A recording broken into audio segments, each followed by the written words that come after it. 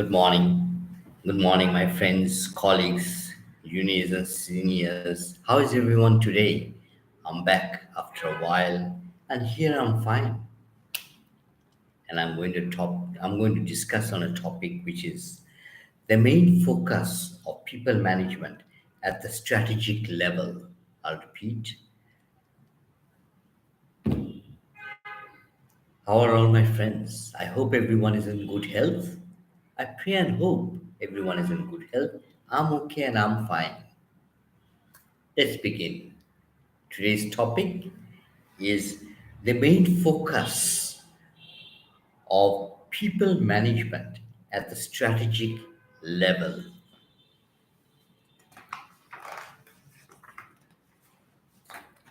This this episode this episode is an attempt to discuss the playing field, or we can also use the term boundary of strategic human resource management. From the professional point of view, knowing our boundary can make us concentrate on the key issues within the boundary. Of course, there will come times when we have to go beyond the boundary. That is understandable. That is understandable, but it's best if we know our boundaries, stick to our boundaries, and focus on the activities within the boundary where we can use our occupational skills to an optimum level within the boundary.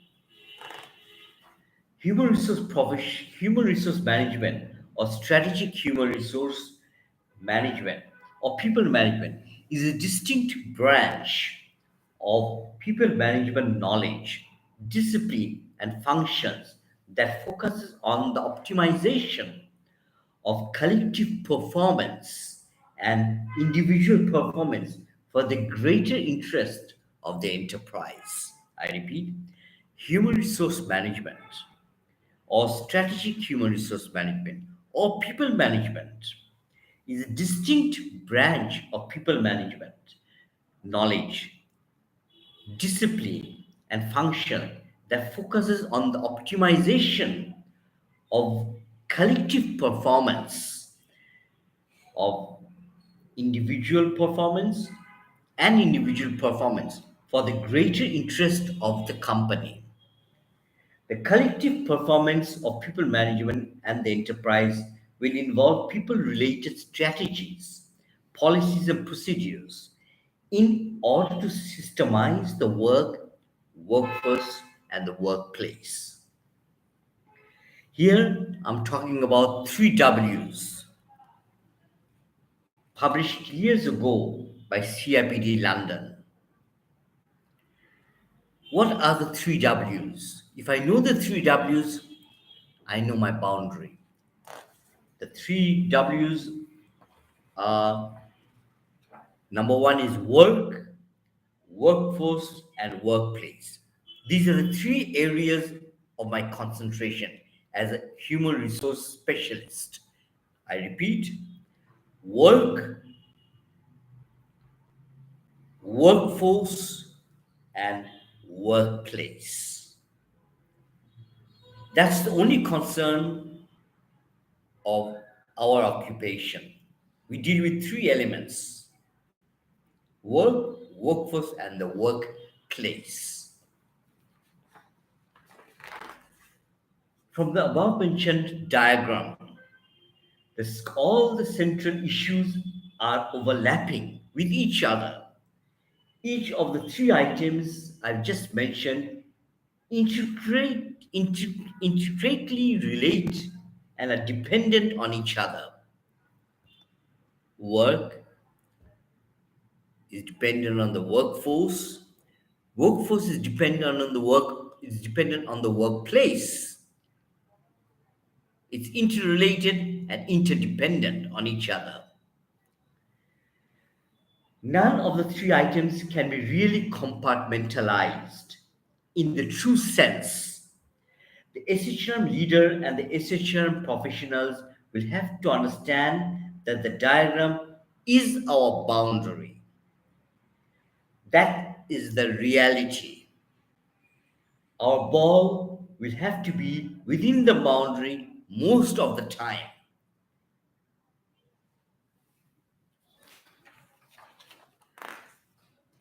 The three W's, the three W's that I've mentioned require analysis. I see HRM as a distinct profession which comes from years of people management experience, coupled with people management examinations and leading to the status of a fellow. I'm talking about myself, that's all. And I'm also and I have to agree, I'm still learning. Now, what does work comprise of? I repeat, when I say work, what does work comprise of? It comprises of recruitment and selection, induction, promotion, organizational structure, terms and conditions of employment, discipline and grievances, performance appraisals, labor turnover analysis, policies related to equal opportunities, and all policies related to people management, which also involve succession planning, contingency planning, preparing the job analysis, job description, people specification, gathering information related to people management for top management and record keeping, talent management, communication, role clarification, etc. All these are work related. We have to deal with all these issues categorically and systematically. What does workforce include? In this fiercely competitive business environment where the strength of the quality of the employees can make a real difference, enterprise leaders cannot or should not take learning lightly. There is no such chance, from my understanding. Learning is a key aspect of the enterprise performance. Learning is the process to acquire skills and knowledge that can add value to the enterprise. Our learning leads to more refined behavior. That's from my understanding. I repeat, often learning leads to refined behavior. It's an assumption and it's mine. If I've made a mistake, I apologize.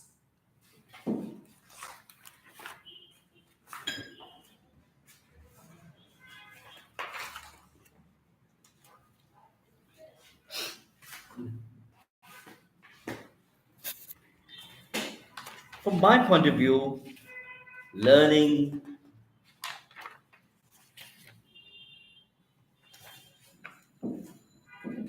okay.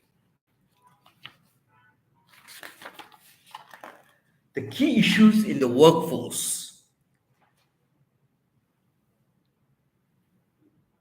workforce planning.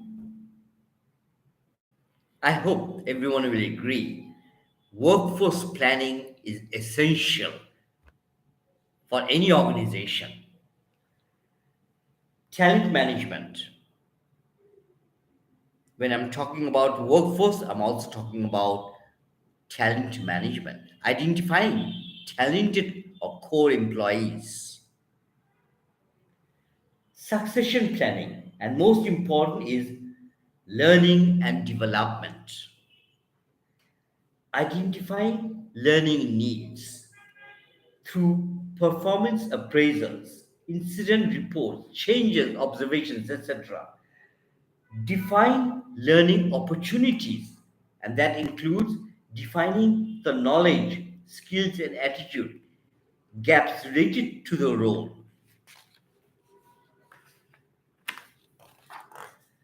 Plan the learning opportunity. This will require deciding on face to face learning or distance learning, establishing the learning criteria. Technical aspects of the learning will may also be required at times that leads the learner. The learning population, I have to take into consideration also the learning population, whether the learning will be in-house or external, training location, date of training, place of training, venue of learning, implementation and evaluation against the learning criteria. The third point is workplace. This is about the workplace in terms of safety, good working environment, good relations within the enterprise, supportive management, motivation, dealing with changes, conflict resolution, mentoring services, or counseling services where required. I have to mention also that when I'm talking about counseling, I'm talking about suitably qualified counselor. Otherwise, don't go into that territory of counseling. Dealing with terms and conditions of employment, compliance to the law of the country related to the people, termination of employment, whistleblowing, etc. All these are about workplace. I'm talking about workplace and I'm talking about motivation. I'm talking about a safe workplace. I'm talking about a good working environment. By good, I mean an inspiring environment where people are intrinsically motivated to work. But the key points are safe working environment, good managerial practices, and the motivation of the employees. And I've just said, ideally, I'd like to see more intrinsically motivated employees, if at all possible. And when I insert strategy to the three W's, it looks like this. The focus will be on but remember, the below factors will only be of any benefit if the thinking of the top management is long term. Otherwise, there is no point to think so deeply. It's the thinking of the top management. If it's long term, yes, what I'm saying will make sense. If it's for a short time, what I'm saying will not make any sense. Why bother? So now I'm going to talk about bringing all the three W's under a strategy. What strategy are we talking about? Vision of the enterprise, mission of the enterprise, values of the enterprise, culture of the enterprise objective that is clarified, overall corporate governance of the enterprise, motivation, customers of the enterprise, and dealing with change and organizational development. The main focus of people management strategy, from my perspective, is about mission, culture, and motivation. Mission, when I'm talking about vision, I'm talking about vision, mission, and values. Vision, mission, and values. Culture, when I'm talking about culture, I'm talking about objectives of the organization and corporate governance and the relationship of employees and employers. That's about culture, how things are done. And when I'm talking about motivation, I'm talking about not only the customers of the enterprise, but I'm also talking about change and development within the workforce. These three are key elements of strategy: vision, culture, and motivation. Vision. What does vision actually mean? It is mandatory if the top management think of the enterprise as a long-term asset. Value is a statement, vision is a statement of the image and success of the organization. Vision is a statement of the image of success of an enterprise. It is a bold statement about where the enterprise is heading for all the concerned to understand. It must be consciously and purposefully developed, which will set the direction of the enterprise on the right path. A bit of advice: take time to develop the vision statement. Vision statement needs to focus on customer services, product and services, client and customers, technology, and the market. The main purpose of such a statement is to serve the enterprise as an umbrella where there is no illusion but a common, straightforward understanding. At times, slogans are also developed.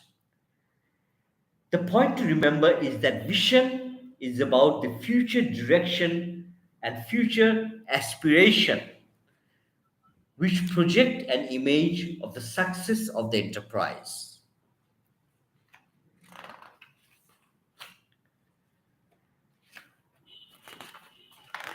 Mission. What does mission mean? The mission statement is about the execution of the vision in a nutshell.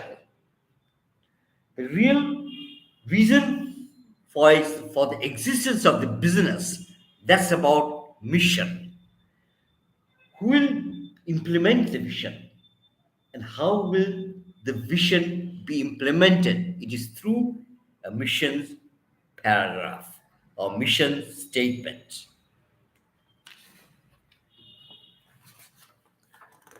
The mission statement gives a clear picture of the current state and what should be done to execute the vision. Just a warning, just it is a warning to the top. This is just a warning to the top management that years ago, top management rationalized their existence to profit making. There was a time when the top management thought the business was about making profits. But this thinking has changed gradually. Now, the purpose of the business is explained in terms of social development, or what is the enterprise doing or shall do for the community. The purpose has changed from wealth creation to the creation of value to the society and community. It's a good sign that it's not about money, it's about what you're doing for the society.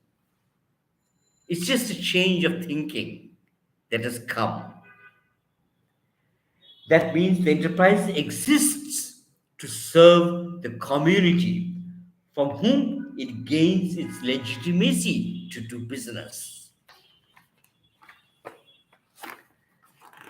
Values. What does value mean?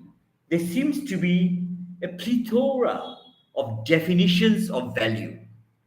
According to Shane 2004, value is a set of beliefs and values that become embodied in an ideology or organizational philosophy. Values are made up of strongly held beliefs that acts as the basic principle collectively shared to control the conduct of the enterprise. Value represents a moral compass that must be relevant to the business. We often hear of code of conduct. That's the value statement. Value should not be treated as another intellectual and glamorous statement or a fashionable statement. It's not a fashionable statement. The core message of value statement is that for all concerned to understand what the enterprise will accept as right conduct and what the enterprise will not tolerate. For example, honesty, excellence, customer service, quality, professionalism, personal development, all these can be a part of the value statement. Depends, it depends from organization to organization. Some organizations have taken this further and discussed about or have given a bold statement related to corruption and fraudulent behavior. Some organizations have done so. Mainly, it is about the conduct of the employees. Culture. Culture is a serious and vital element. A good and inspiring culture in place is a key factor in the achievement of the aims and objectives of the enterprise. We are talking about an inspiring culture. Sorry, culture is not just another fashionable concept. The success of the enterprise is much dependent on having in place the right culture at the right time.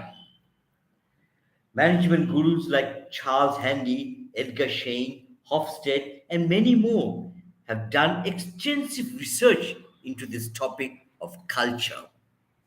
Culture is a set of collective beliefs. What is culture? It is a set of collective beliefs that influence the way things are done within the enterprise. Culture is the organizational identity and personality of the enterprise. Outstanding scholars like Armstrong opine that organizational culture is a pattern of values, norms, beliefs, and assumptions. And my understanding is that organizational culture is the way things are done within the enterprise, which is collectively shared and believed to be the right way. That will enable the enterprise to come close to its desired destination. I repeat, from my understanding, organizational culture is the way things are done within the enterprise, which is collectively shared and believed to be the right way that will enable the enterprise come close to the desired designation through ethics or in an ethical manner.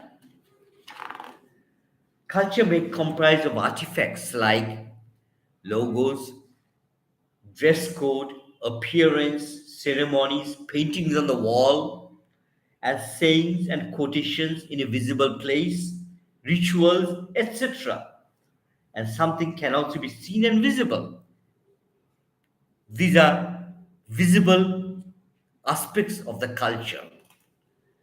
The culture can also be felt through the leadership style, management style, the motivation, the pattern of communication, overall management, respect, fairness, dignity at work, trust. These are about the culture which cannot be seen but must be felt. And when you're talking about culture, my friends, ask a friend to describe their organization.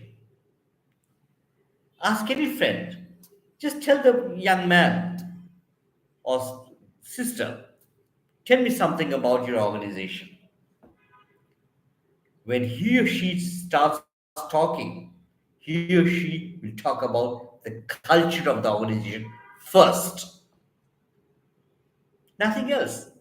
When you're talking about, tell me something about your organization, he or she most likely will talk about the culture of the organization, which at times can be very emotional when I'm talking about, and the culture involves some aspects which really are intriguing and thought provoking. Take, for example, aspects like respect, fairness, dignity, justice system within the organization, management style, the leadership style, motivation, and the morale of the organization, of the employees. These, you'll have to feel these things. These are very emotional issues. Also, culture is also about corporate governance.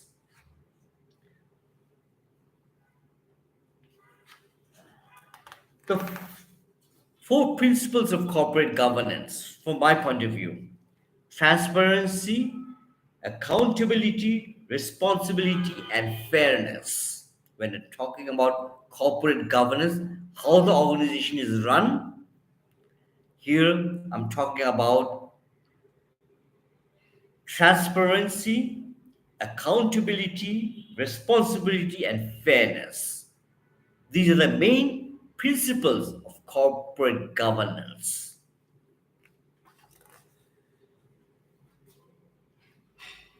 Now, about the customers of the enterprise, customers. It's needless to say. Good morning, Shazalal. And how are you? Fine, thank you. Okay. Is there any important issue? Is there any more important? Is there any issue more important than customers? I guess no. Customers is our focal point of any business. Customers have their own dynamics. And as HR professionals, we need to have knowledge of the enterprise, and that obviously takes us to gather more knowledge about the customers, irrespective of size, location, product, or services. Customers hold the trump card to the success of any enterprise. Customers or clients, they hold the trump card to success. What sort of information, when I'm talking about information, I'm talking about what sort of information I need to know about the customers. Do we show respect and attentive listening to understand their perspective? It is an enterprise. If an enterprise, when I'm talking about information, I'm talking about knowing the customers, trying to understand the information about the customers, about the retention policy of the customers, how long have they been with the company, and all this duration of relationship is also very important when I'm talking about knowledge of the customers. But we are not marketing professionals, but we are here to serve the customers.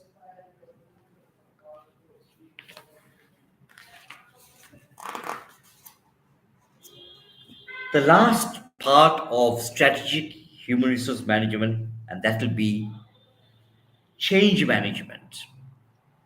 Change is one of the inescapable truth of life, which, if remains unaddressed, can cause sleepless nights wondering what went wrong.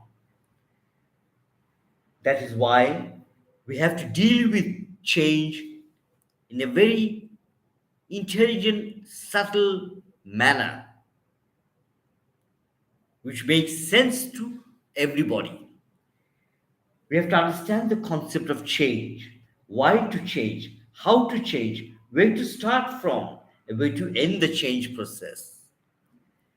These are the areas of change management. I repeat: why to change, how to change, where to start from, and where to end the change process. Change management is very important. reach its destination as smoothly as possible. At times, change can be very sensitive and emotional. At times. Now, how to change within the enterprise? Choose the aims and objectives of the change. Try to understand the sources of change. Do a cause effect analysis of the change.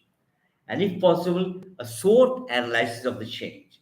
Try to understand the impact of change on the stakeholders and customers.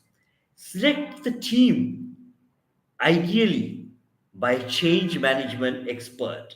Discuss with stakeholders related to the change that the top management is aspiring. But remember, change is an inescapable truth of life for any enterprise. Prepare the time table of the change. Implement the change, evaluate the change. But first of all, we have to define what to change, why to change, when to change, and we have to take into consideration the barriers to the change that we are contemplating.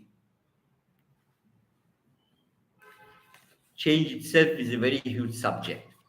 We have to take into the we have to take into account the strengths and weaknesses of any change that we are talking about. Conclusion: times are rough, times are tough. If the enterprise needs to survive and prosper, it will be the responsibility of the top management who will have to take the lead role in installing the points mentioned in this episode. But remember, if the top management think in long term, in if have a long term perspective of the enterprise, it will only make sense then. If the top management have a short term objective of the enterprise, none of this is required. Who cares? It depends on the thinking of the top management.